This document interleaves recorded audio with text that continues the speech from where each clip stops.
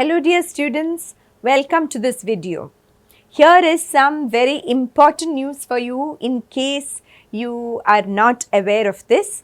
The CLAT consortium, which is the body that conducts the CLAT exam, has come out with its first sample paper for CLAT 2025, and this paper is in the logical reasoning category or critical reasoning. Okay, now in CLAT I'm sure you know that the questions in most of the sections are passage based. Now when you look at the reading comprehension and critical reasoning sections, both these sections have passages, okay, which are anywhere between 250 to 450 words long.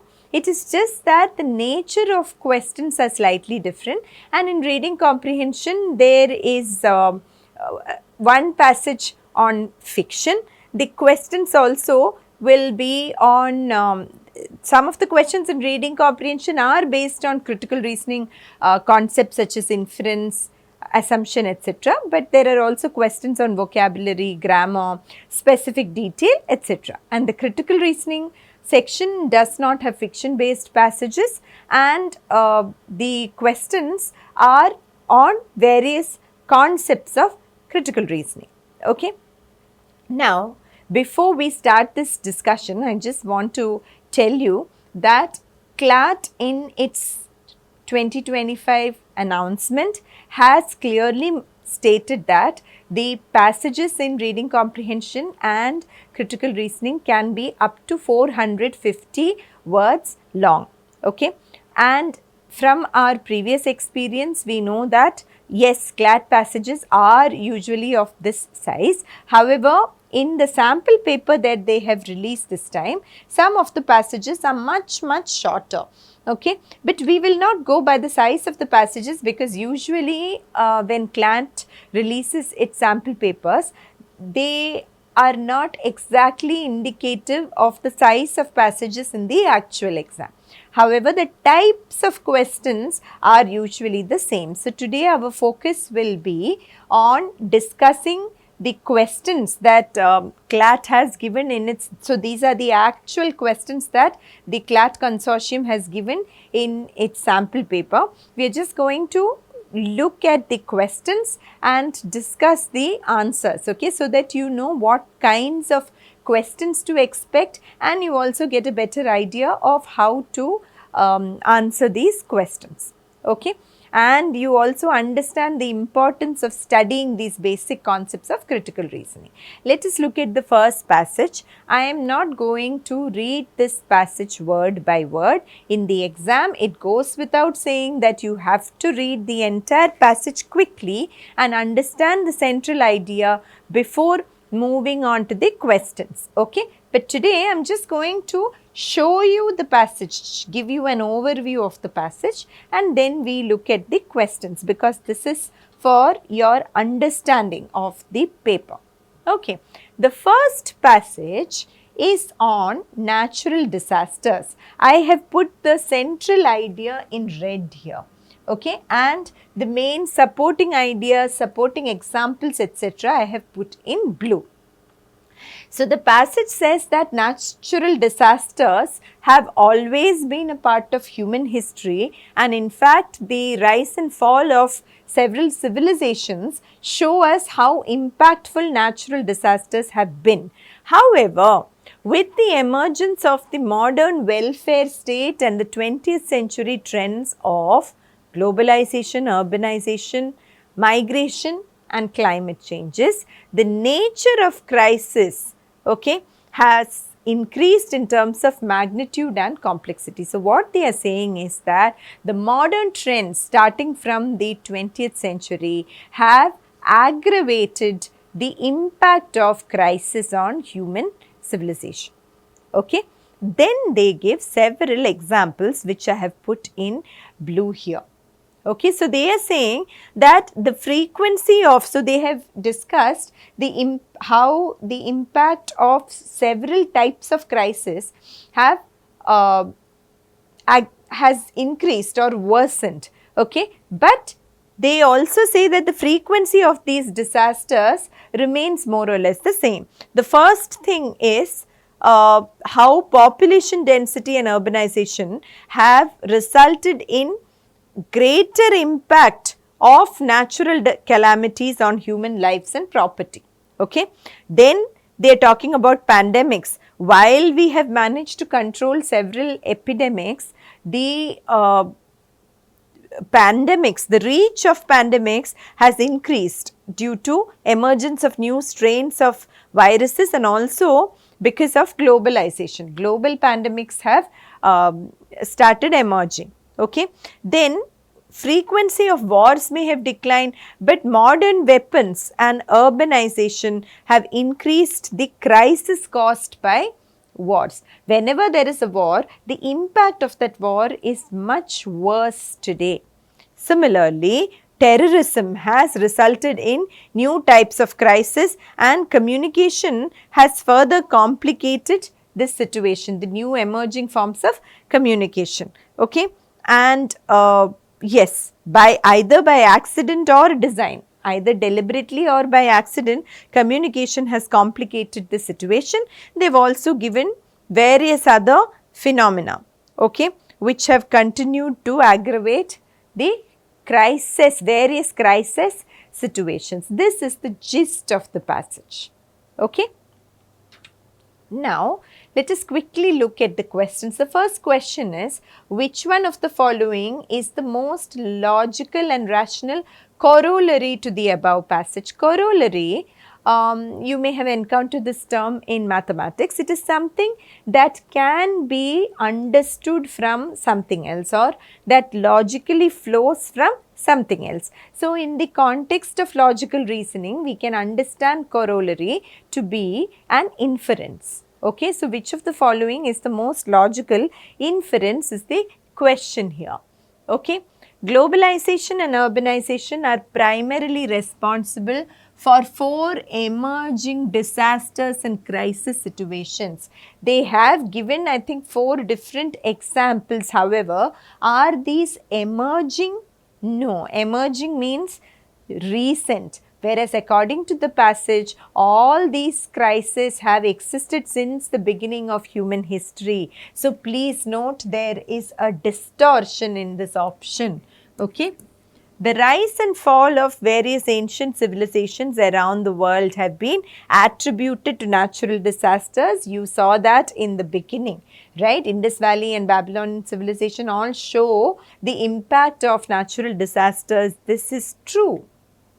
Developing countries like India should oppose globalization and urbanization. Is there any mention? If you are not sure, just go back to the passage and check. Is there any mention of specific problems in developing countries? No. There is no implication that these countries should oppose globalization and urbanization. Similarly, poor countries have little role to play in the mitigation of disasters and crises. That means poor countries are helpless when it comes to reducing the impact of these crises. There is no such mention in the passage and we cannot infer any such thing. Hence, the answer is option B. Okay. Now, let us move on to the next question. Okay. On the basis of the passage, the following assumptions have been made. Now, an assumption is something that is there in the passage, okay, something in the passage which is required for the argument to hold good. Okay, whatever is the argument. Now, what is the central argument of this passage? The argument is that various trends of modernization have complicated and aggravated the impact of various crises, right? So, and then there are some supporting arguments, which are the examples. Now, an assumption is something and which needs to hold good for the argument to be valid. The assumption may or may not be mentioned in the passage. Usually, it is unsaid but implied in the passage. Okay, fine. Increasing globalization has led to the arms race. Is it globalization? No. modern weapons and urbanization have increased the humanitarian crisis caused by wars. But they haven't said what has led to the arms race, right? So that is a distortion. It is not an assumption. Digitization has increased manifold the threat of terrorism. That has been implied in the passage, right? Here, terrorism has created new types of crisis, and increasing dependence on communications and computer networks have increased the threat of newer emergencies. Okay, so probably we can say that digitization has increased, has complicated the threat of terrorism. It has created newer threats related to terrorism. This is an assumption there because communication is mentioned in the context of terrorism. Sustainable development will lead to better adaptation and mitigation of disaster situations. For this to be true, the passage should mention something about solutions or the future. They are only saying that climate change is also one of the factors which has increased this complexity, which have increased this complexity. However, there is nothing about the future. So, we can't say sustainable development will lead to better adaptation is an assumption. It can be maybe an inference. We can probably say, okay, since climate change is one of the issues, this may be a solution, but it is not an assumption. Okay. So, now though the given answer key says that 2 and 3 are assumptions, our answer is only 2 is an assumption in the passage, 3 is not really an assumption. Okay, it is more of an inference. So, our answer is only 2, which is not given as part of the options here. Okay, fine. Now, let us look at the new next passage. Here we are talking about India's attempt to reduce fossil fuels, generate renewable energy, etc., and eventually become a net zero emitter, to reduce all our emissions to zero by 2070. Now, what the passage says is that policy initiatives alone cannot fulfill India's commitments towards arresting climate change. By asking a question here, it is more of a rhetorical question. That is, it is not a question that is asked for getting an answer. Through that question, the author is expressing their opinion.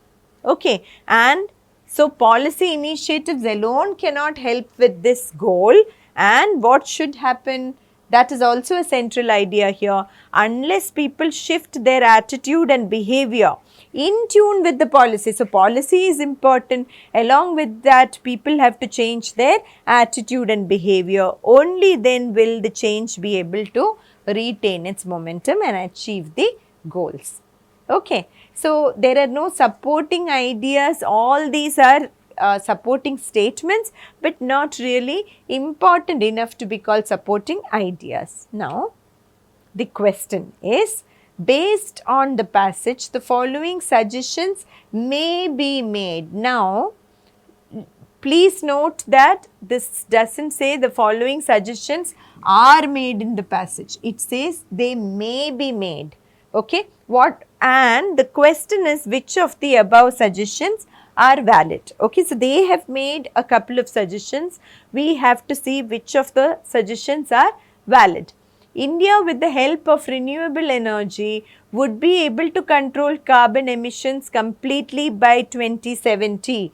That is what the passage says cannot be done, right? Renewable energy and all these policies are there, but that alone will not help us achieve the goal. So, one is not a valid suggestion. Government may involve citizens in policy making and execution for achieving the target of net zero emission. People have to shift their attitude and behavior according to the policy initiatives. If the government involves people in making and implementing the policy, people will also that will also reflect on the attitudes of people. Their attitudes will change. So this can help. So what is a valid suggestion here? Only 2. Okay, I hope you have understood.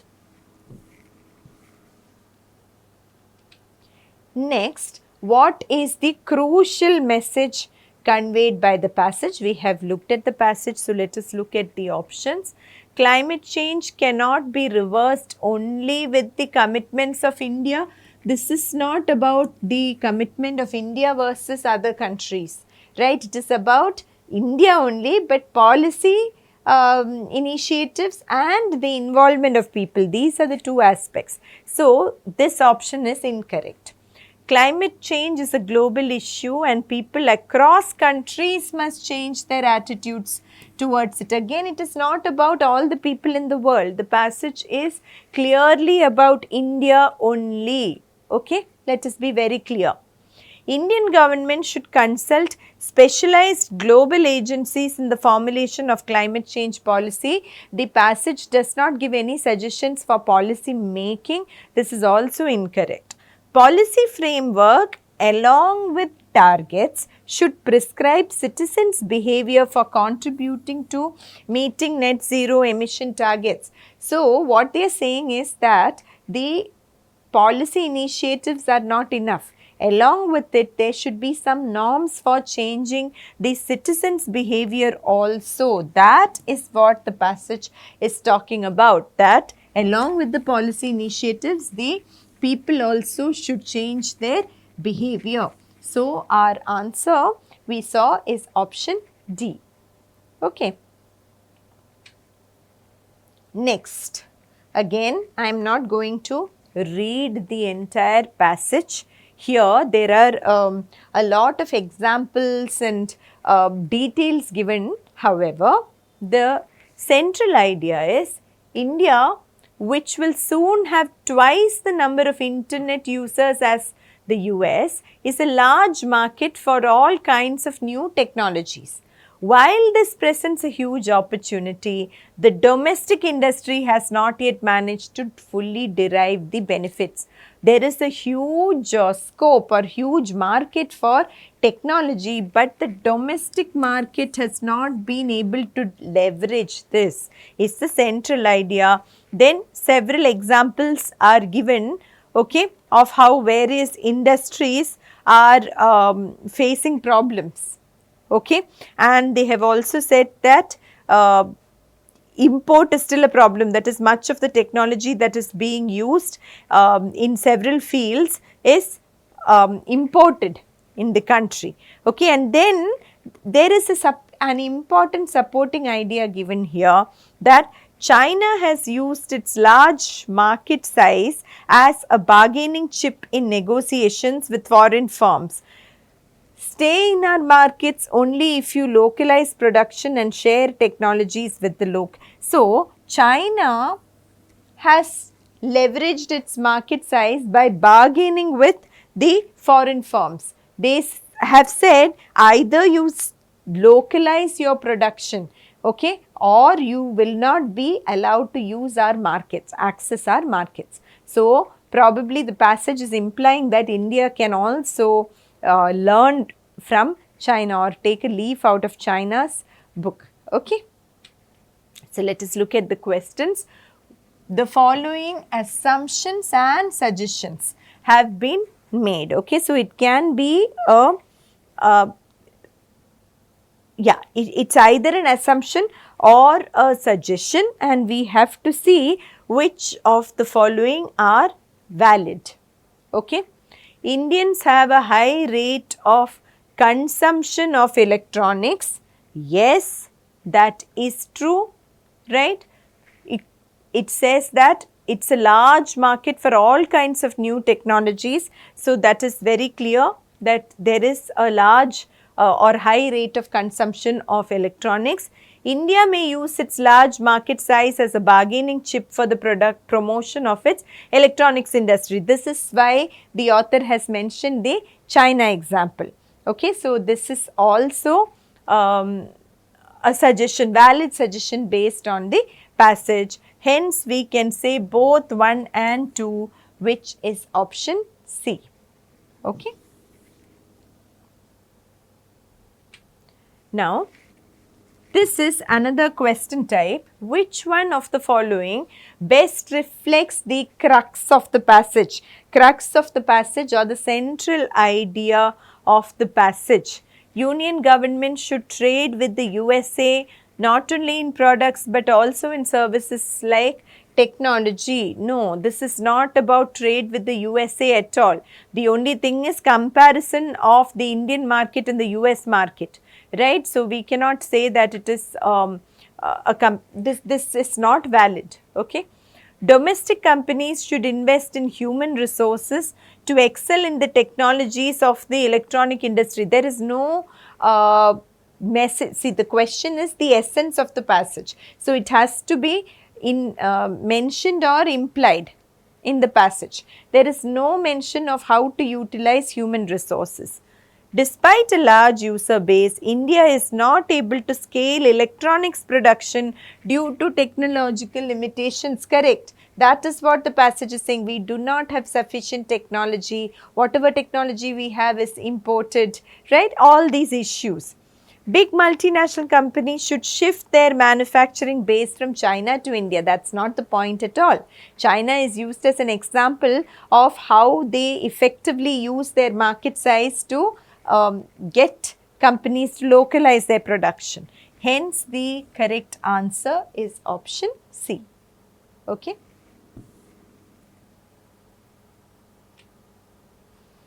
Now, the next passage. Okay. Next passage is on social media. Okay. So, social media, the definition of social media and the main goal of the social media, that is one of the supporting ideas there. Okay. And then the main point here is, till 1990s, whatever social networking sites were there were safe, but that was when, in the 1990s, that was when cyber crime was born. Okay. And then they have said that when it comes to cyber crimes, we are responsible. That is the central idea here. We give away our personal information online, intentionally or unintentionally. Okay. And all this cyber information has opened the gates for new legal challenges, and for these legal challenges, adequate laws are yet to be framed. Okay. This is the central idea, that we give away our personal information, and this has opened up many new challenges, and these there are no adequate laws yet to counter this threat. Okay. Then they have given examples of various threats, okay, of giving out personal information. And the last part says that, that's also an important supporting idea, the younger generation is more vulnerable to such cyber crimes, mainly because of their immaturity. But we wrongly end up accusing cyber security loopholes. We feel it's because of cyber security loopholes, but the younger generation's immaturity is a major problem, and we can infer that the younger generation is more prone to giving out their personal information because of their immaturity. Okay. Now, let us see. Okay. The question is, which of the following assumptions have been made? Lack of understanding about the privacy among the youth could be a major reason behind cyber crimes.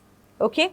Now, yes, okay. Before that, look at the question. Which of the above assumptions are invalid is the question. So, do not get confused. It is not asking which of the assumptions are valid. The question is invalid. Okay. Now, lack of understanding about privacy is a major reason behind cyber crimes that they've mentioned, right? That they youth are more vulnerable, and it is because of their lack of maturity. From the beginning of the passage, we can infer that this lack of maturity makes them give out their personal information. So, this is correct. Misuse of information may happen partially because of the slowly evolving legal provisions that is mentioned in the passage, that the laws are yet to catch up. So, we can say this is also an assumption. Both the assumptions are valid. So, neither 1 nor 2 is invalid. Okay. Now, what is the most rational inference? What can you infer from the passage? Okay, let us see. The most important step to controlling cyber crimes is to upgrade the cyber security software protocols. No, we can't say that, right? Because the passage also talks about legal loopholes being there. There are no sufficient legal frameworks, etc. So, you can't say this is the most important step. Social media is the prime medium contributing to the misuse of personal information of the youth. No, not like that. The youth are more vulnerable to misuse of their information. That doesn't mean social media is the prime medium. It's not that only social media contributes to misuse of information of the youth. In the social media realm, the youth are more vulnerable, right? Now, mere cyber security solutions will not stop the misuse of personal information online, correct? There are several other issues like the legal framework, like the vulnerability of youth, etc. Right? So, this is the main inference that can be drawn from the passage. Okay? Now, the overall improvements in cyber security should not be limited to present day requirements but address future needs as well. No, that we cannot infer. It doesn't talk about the future issues. Hence, the main inference is option C. Okay. Next question. This is about corruption in India. Okay.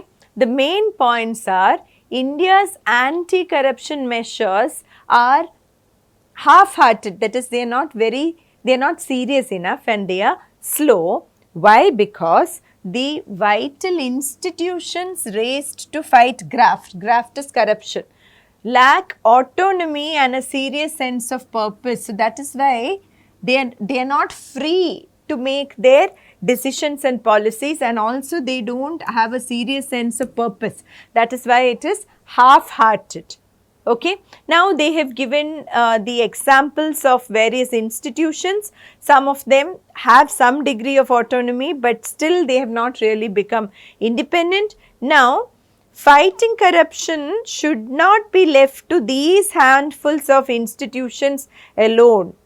Okay, that is the argument here.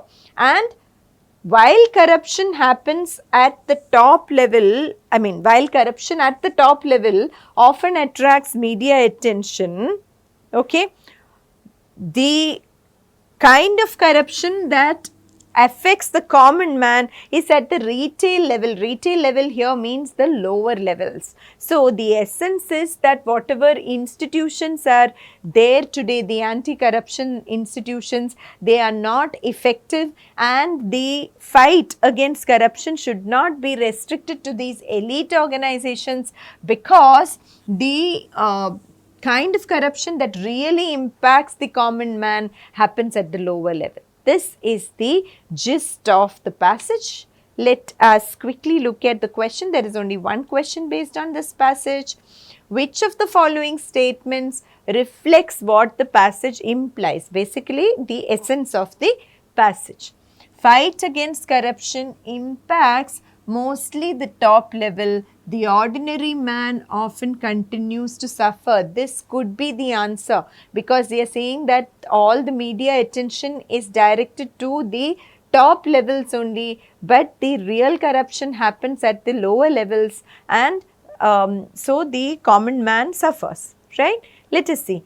Politicization of institutions and the lax attitude. Lax means careless. Attitude of citizens is the core reason for deep-rooted corruption. No, the passage does not blame the citizens at all. So, this is incorrect.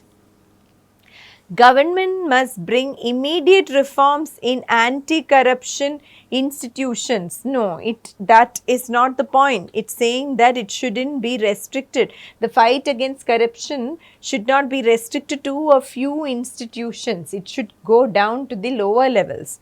Without aware and informed citizens, overcoming corruption is a difficult task. Again, it is not about building awareness among the citizens, but solving the problems that affect the ordinary citizens.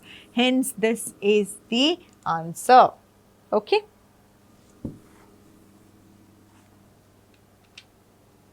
Next question.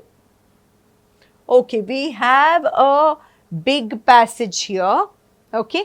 Big as in compared to the other sample questions that they've given. Otherwise, by CLAT standards, it's not really that big. But there is only one question based on this passage. Okay. There are several ideas, that's why I've highlighted everything. But I'll tell you the gist of this passage. Okay.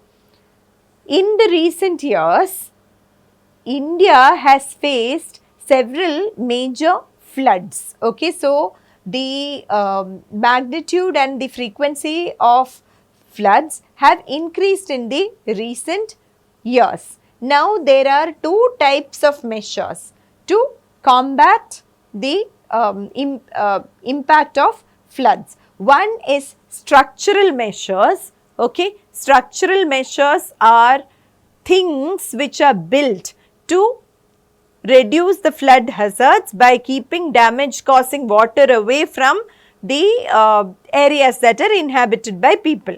Okay, so building reservoirs, etc., building structures, that is structural measures. The second measure is non-structural measures such as flood forecasts, warning, moving people away from the disaster prone areas, etc. Okay, so these are measures that can help to remove people from these flood prone areas and reduce their exposure to floods. This is the essence of the passage. Okay. With reference to the passage, we have to evaluate each of the following statements. Which of the following statements is or are correct?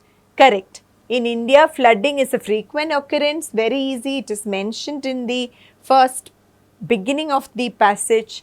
The prompt relocation of individuals is made possible by non-structural measures. Yes, both of them are correct. Hence, the answer is C. This is a relatively direct question, specific detail question. Okay. Now, the next passage has 3 questions. Okay.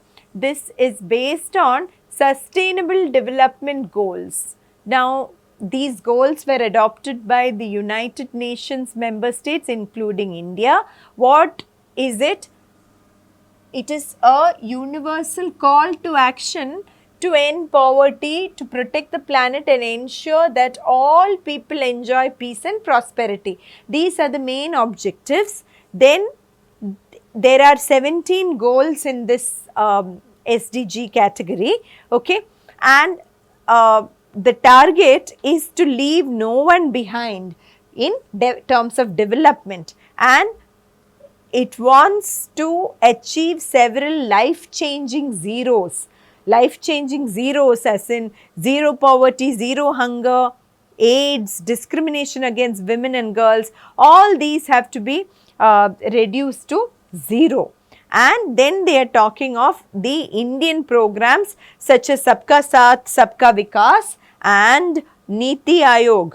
Okay, Niti Aayog, which is responsible in India for coordinating the SDGs. Then it is talking of all the problems. I have highlighted the problems that need to be immediately addressed in India. Okay, such as poverty, then health, the poor patient has to take bear the cost of health, then maternal mortality rate, okay, infant mortality rate, all these are the problems that have been mentioned here. Then school dropout, okay, what else? Yeah, lack of hygiene and sanitation, that is many of the people still defecate in the open due to lack of toilet facilities. These are the problems mentioned in the context of India. Let us look at the questions. Which of the following is or are paramount to under the SDGs? Which of the following are important under the SDGs?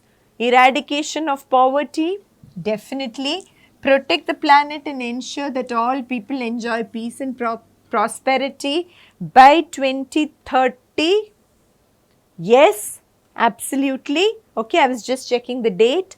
To bring the world to several life-changing zeros, including poverty, hunger. Yes. And then they have said only 1 and 2. However, all these 3 are true. So, all of the above is the right answer. Okay. Next, the following assumptions have been made, okay, based on this passage. We have to see which of the following are the valid arguments, valid assumptions, okay. Let us see. Development with all and for all. Yes, the SDGs want to achieve development with all, involving all and for all, correct. SDG is tasked to ensure 100% enrollment of children in school. Not really, right? That school dropout is a problem in India. However, enrollment, 100% enrollment has not been mentioned as a goal, right? Niti Aayog to coordinate the SDGs and mapping of schemes globally. Is it? It is only in India.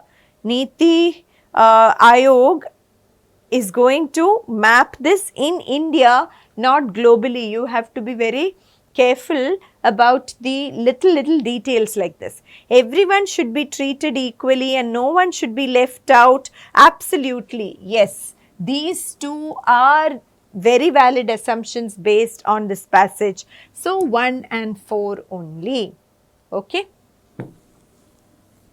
Next, we have one more question based on this passage. What is the essential message in this passage? What is the essential message? Let us say the main focal point is the all-round development of the rural. SDG is not only for rural population. So, that is not true, right? All-round development of the world as a whole in a sustainable manner. Yes, correct. Absolutely.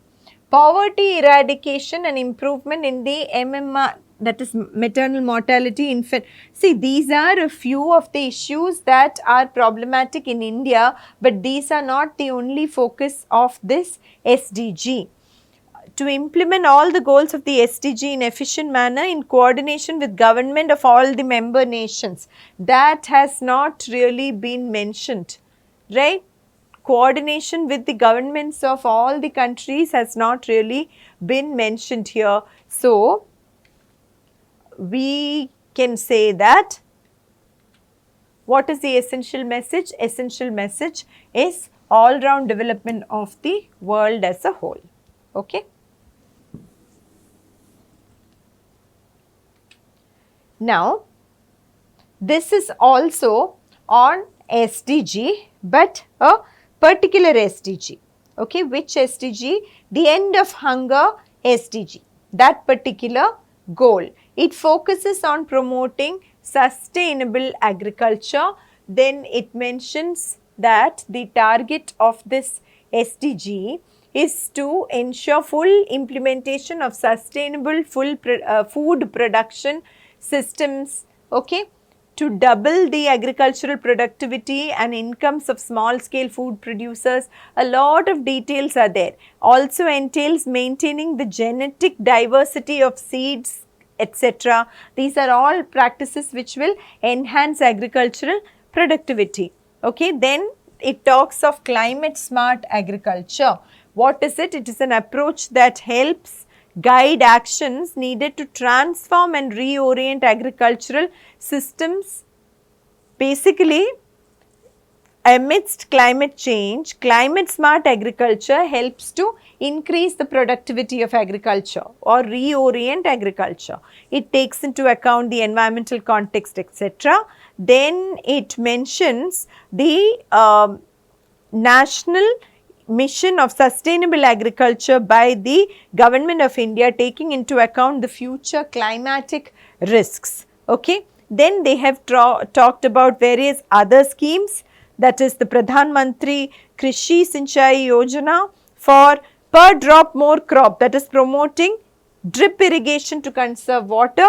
Another scheme here, cluster based organic farming for through Paramparagat Krishi Vikas Yojana. So, mission of all these programs is to leverage adaptation of climate smart practices. Okay, and climate smart practices need to be strengthened and certain infrastructure measures need to be taken. Okay. Now, the questions here. Which of the following is most definitively implied by the passage? Okay. Let us see.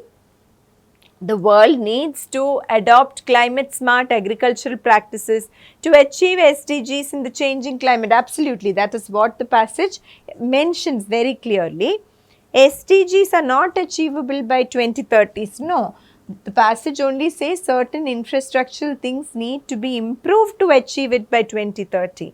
Developing countries like India have lagged in developing smart agro products. No, that has not been mentioned at all in the passage. It just says certain mechanisms need to be strengthened, right? Adoption of genetically modified organisms will lead to loss in crop biodiversity. That cannot be inferred from the passage. It talks of practices to double the agricultural, we are talking of genetic diversity. So, we need practices to maintain the genetic diversity of seeds, but it does not talk about genetic modification, right? So, what can be definitely inferred, or what is definitely implied by the passage is option A. Okay. Again, a question on implication, or what we can understand by the passage. Sustainable agriculture is the need of the hour to protect the genetic diversity. Yes, that is one of the things that the passage says will be achieved through sustainable agriculture.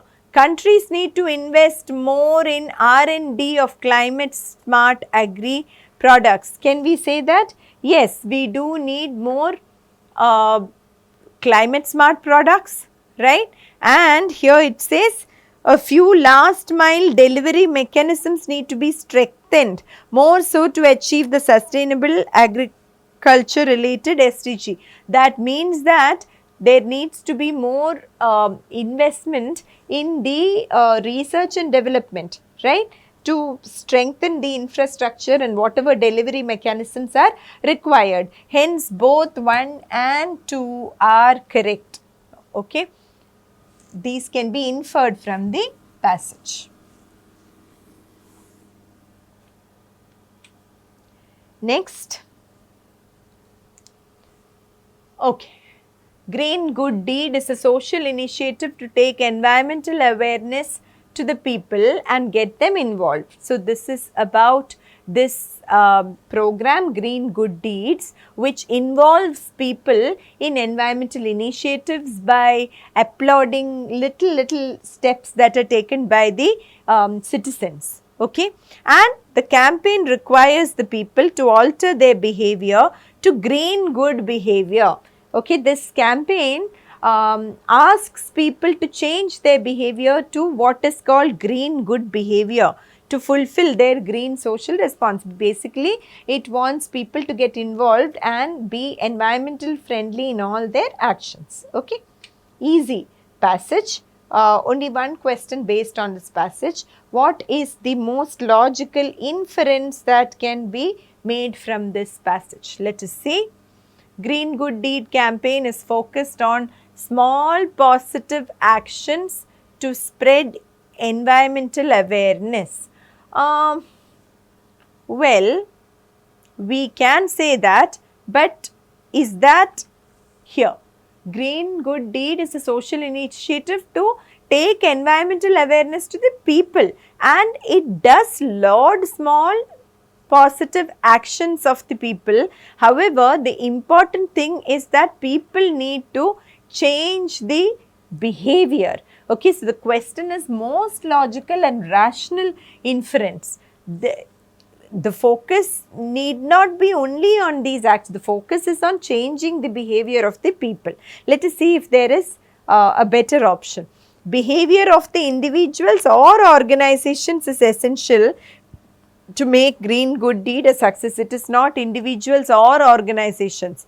The actions are performed by either individuals or organizations, but ultimately behavior of the individuals is the main focus. Green Good Deed seeks to transform the people's behavior into green good behavior and fulfill green social responsibility. That is what the passage is talking about. Cleanliness drives within the school campus carry out waste segregation into biodegradable and non-biodegradable, etc., are critical. See, that is only an example, and the campaign lauds or applauds all these, but that doesn't mean these specific actions are critical to this campaign. Okay, that is only an example. Hence, the answer is option C. Right? Okay.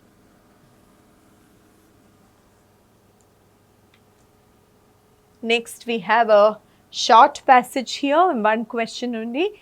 The rise of right-wing populists across the world has destabilized constitutional democracy. Right-wing is an extreme form of government, okay, or people who support extremism that protects citizens against so the rise of right-wing populists has destabilized constitutional democracy is all we need to understand here, okay, because constitutional democracy protects citizens against the brute power of majorities, etc., etc.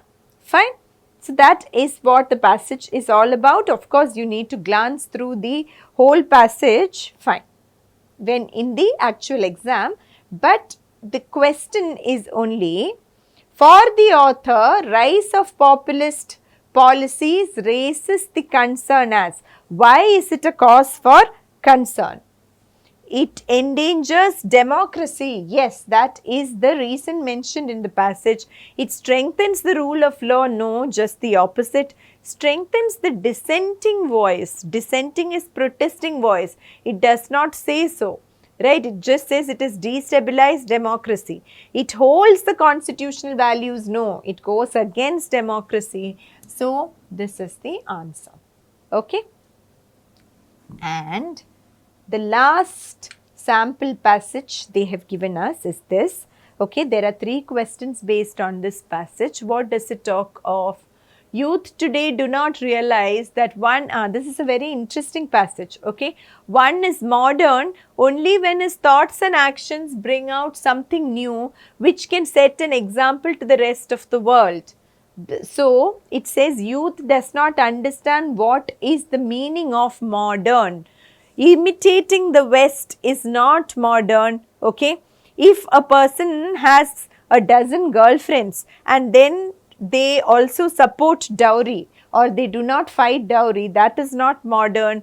The family also plays a very important role in this whole life in the modern context, okay. And then it says that both the elite and the middle class, elite is the upper middle class and they are talking of the urban population alone, okay. Both the elite class as well as the middle class are suffering from various problems. The youth in both these categories are suffering from various problems, okay. What kind of problems? In the higher society, the problems are loneliness, tensions arising out of unhappy relations, family feuds, family fights, etc.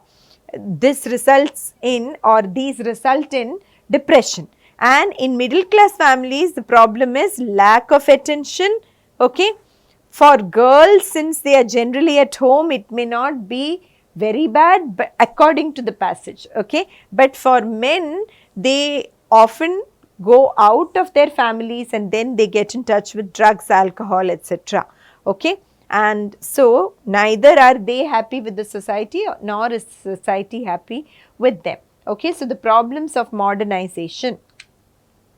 The passage is concerned with, what is the passage concerned with? Urban youth. Okay. Elite class youth and middle class youth are both covered, and modern girls, no, that is just a supporting idea. So the focus is on urban youth. Okay. Youth in the elite class families are, elite class families, what is the problem with the youth? That they are lonely and depressed, right? Prone to drug addiction is middle class, desperate for, the last two are not mentioned at all. And being truly modern means not imitating the West, not opting for a dozen girlfriends, not accepting dowry in marriage, but doing something exemplary, doing something that others can learn from according to the passage. Okay.